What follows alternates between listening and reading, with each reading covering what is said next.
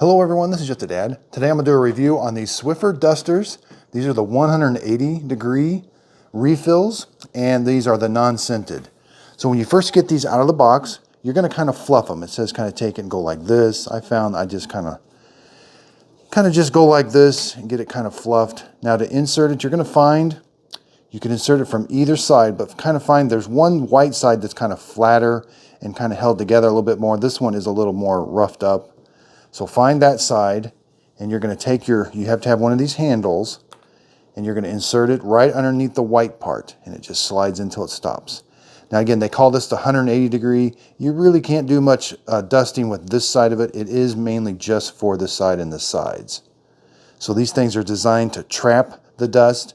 Sometimes the dust does kind of float away a little bit when you're moving it, but for the most part, it does trap the dust. Okay, so I like that it's just so easy to move around stuff. And it is kind of trapping the dust there.